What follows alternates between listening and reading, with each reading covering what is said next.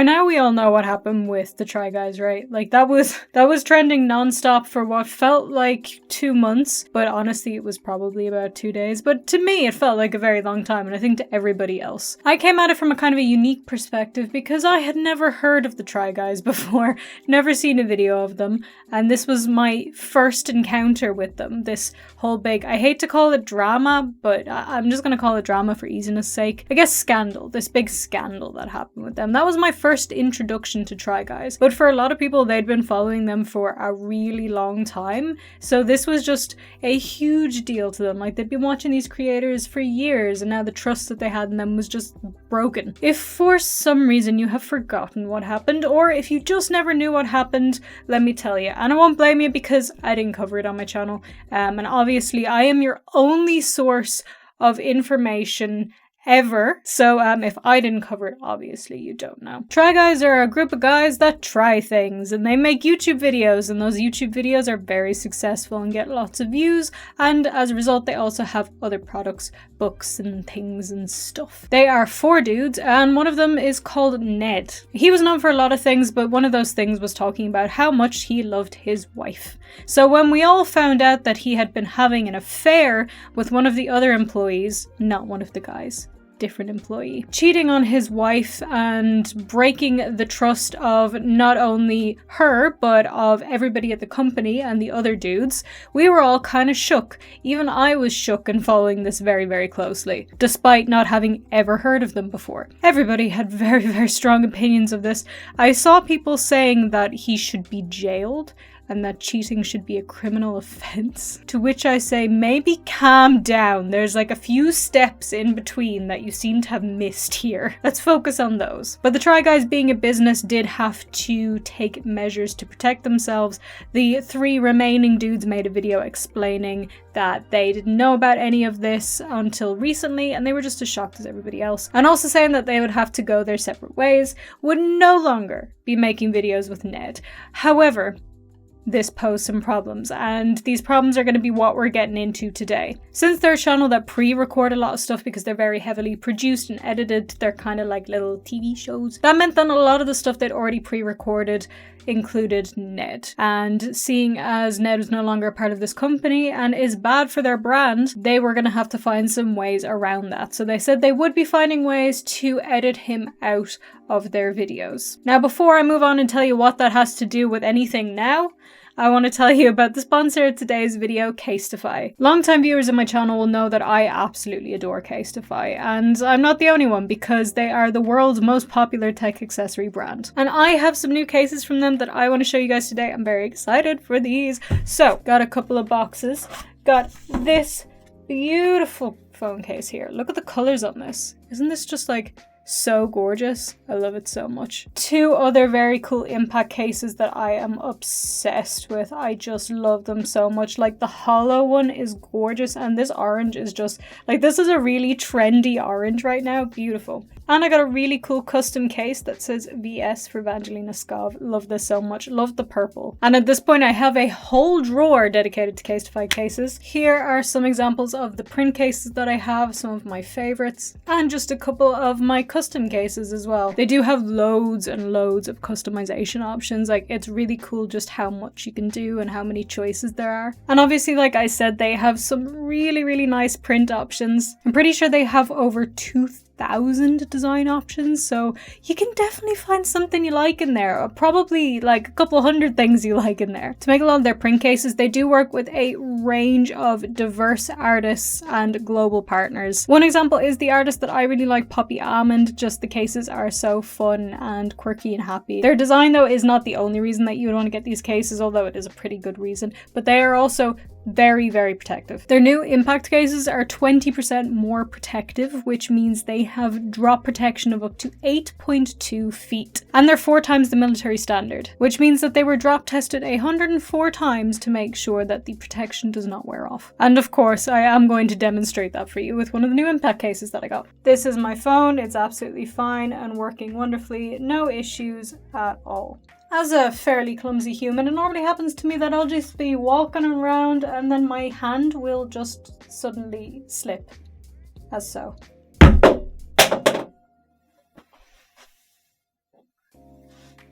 That even hit my table on the way down. And the phone is still fine. Life is very scary and uncertain, and the only thing in this world that makes me feel any sense of control and stability is these phone cases. Just thought I'd throw that in there. Casetify are also dedicated to sustainability. They have a Recasetify program where you can send back your old phone cases to them and they will crush them up and make them into new phone cases. Their cases are made from 65% recycled material and use 20% carbon emissions, and that's just fantastic. They do also have a load of really cute and really functional phone accessories, like this that I just got sent. This is a little phone charm strap thing, so you can put this on the end of your phone and you can hold on to it like that, and it's also just so cute, like, look at it. They also sent me this strap as well, which I really like. This is really cool, like it feels kinda, I can't think of the word. I don't know. Berlin. It feels very Berlin to me. The iPhone 14 case series and earlier device series are available on Casetify.com, so if you would like to get one for yourself or for a gift for somebody else, they do make a very, very good gift. Then you can go to Casetify.com/Vangelina to get 15% off your order. That'll be down in the description for you as well. Thank you so much to Casetify for sponsoring today's video. Now let's get on with the rest of the video. Right, so where were we? Yeah, the Try Guys made their What Happened video after it came out about Ned's infidelity. And in that they said they had pre-recorded things with Ned, unfortunately, and would have to find ways to edit him out. Well, these videos have started coming out, and this started with their series Without a Recipe. This is something they had recorded a while ago before they knew anything about Ned, and as such he was supposed to be in the episode, so they had to find some kind of way to get him out of it. My first reaction to this is, recipes are, I don't use recipes. So I feel like I could win at this. So Try Guys, if you would like a fourth member, I'm really good at making things without recipes. Let me know in the comments if you want me to try and make a Pop-Tart without a recipe, because that's what they were doing in this video. It's done like a proper cook show thing, like they have judges and everything who pick the best Pop-Tart. And if you haven't seen it already, you may be wondering, how did they manage to completely edit out one of the contestants? Well, they decided to edit in an elephant in the place of Ned. You just have to see it. This, for sure, is more of a pastry than a cake. Pastry. It's a pastry. We're making little rectangular things with filling inside that you put in a toaster, they pop up, you eat them. Part of this complete breakfast. Pop-Tarts! Zunk! Honestly, I think this is kind of iconic, like it's very funny. It's not like they tried to edit him out and pretend he wasn't there entirely, which is what I assumed they would do in these videos, and I think a lot of people assumed they would do in these videos. Instead, they decide to make him quite literally the elephant in the room. And they do it in a way that's like funny. It's still entertaining to watch, like you're not missing something. They make a joke out of it. It's entertaining and it's good. Like, props to the editors. And this wouldn't have been easy to do either. Like, it would have taken time. They would have already had everything filmed and probably a lot of the stuff ready to go, and then they would have to go back, like have meetings, talk about how are we going to do this? Like, do we just like cut him out? But then what are the logistics of that? Maybe we can like cover him up. And then they decide on the elephant, which is just, it's just pure genius. They even have one of the judges re-record the line talking about who got 4th place and saying it's the elephant. So the Pop-Tart that's in 4th place, unfortunately, the dough left us wanting more. We wanted a little bit more flavor. The texture was a little off. So I'm sorry, elephant. Your Pop-Tart has made it to 4th place.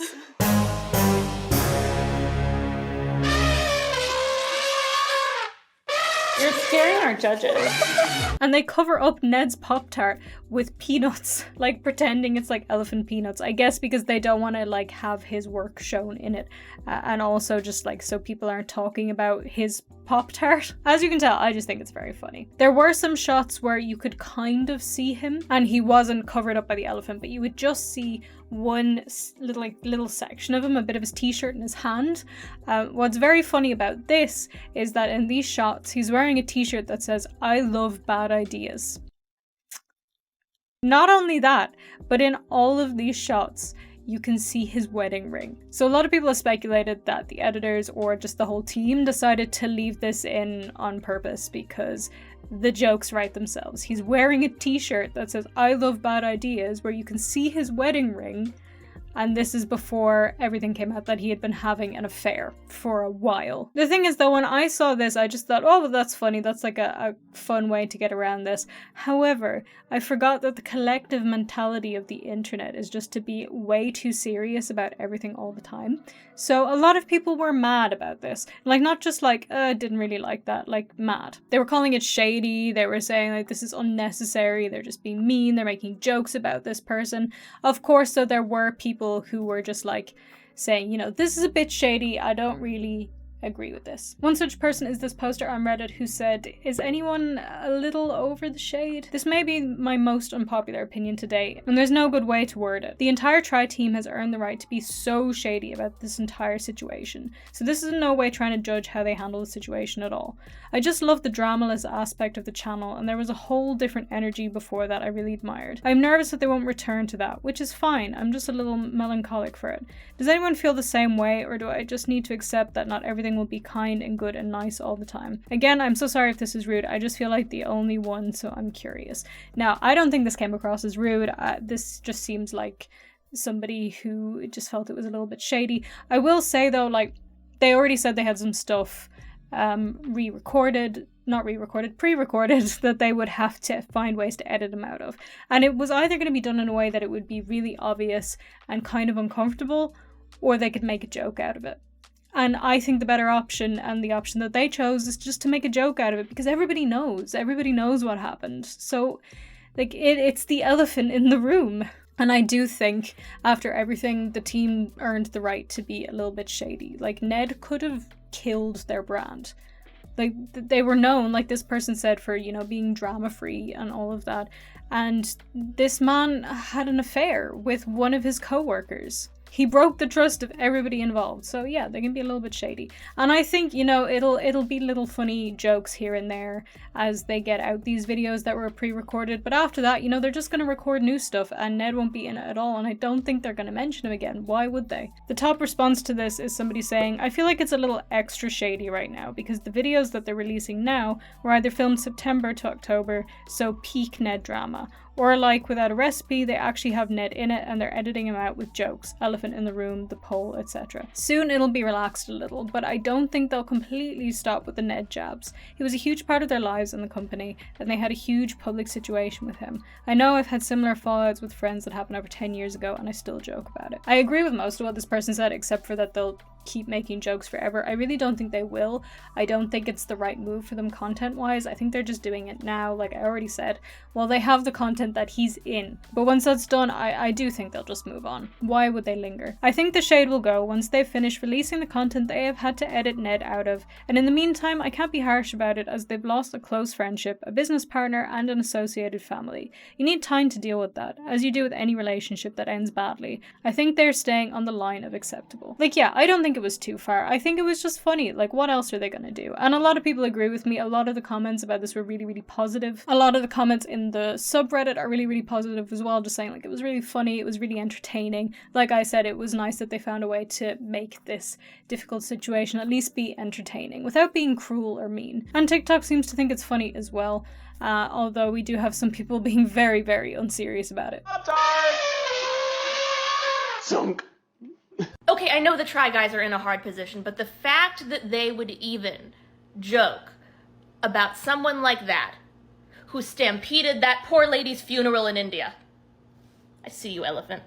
I kind of do want to give props to the whole Try Guys team because this could have completely broken their company. Like, if they had responded to this in the wrong way, or they had put out the videos in the wrong way, or any number of factors, it could have just been over for them. Honestly, I know that sounds dramatic to say, but it's so easy for this stuff to happen online. It could have just been completely like everybody would be mad at them, everybody would be too upset over the scandal, nobody would want to watch. But the way they handled it was like really transparent and open and honest. the way they responded in the video, the way they edited Ned out. It was just, you know, it was funny, but it wasn't mean. They responded to everything quickly. They did everything they could to make sure stuff still got out, and it worked really well. And that means that people like me who are seeing them for the first time are now actually interested. Like, this scandal hasn't put me off watching it. I watched it to see what happened, and now I'm like, oh, I actually really like this channel. So I'm gonna be watching more of it. So obviously it would have been better for them if, you know, none of this had happened and Ned hadn't cheated on his wife with one of the producers on the show. But what happened, and they dealt with it really well, and, you know, the outcome, it turned out okay considering. But do let me know in the comments what you think about all of this. Do you think the way they edited him out was funny? Do you think they're going to keep making jabs about him even after they've put out all the videos they've pre-recorded? Do you think they handle this whole situation well, like I do? I would genuinely love to hear what you think. And if you don't want to leave me a comment about that, then comment your favorite color of the rainbow, because comments help my engagement, and the only reason I thought of that question was because I looked at this Casetify charm. Which reminds me, don't forget to check out casetify.com/Vangelina to get 15% off your order, and that link is in the description for you to check out as well. As is my social media, I'm VangelinaSkov everywhere, so just like follow me on places, including Twitch. I'm streaming again. Like, comment, share, do all the things that I'm supposed to ask you to do at the end of the video, and have a wonderful day. Thank you guys so much for watching, and I'll see you in the next one. Bye!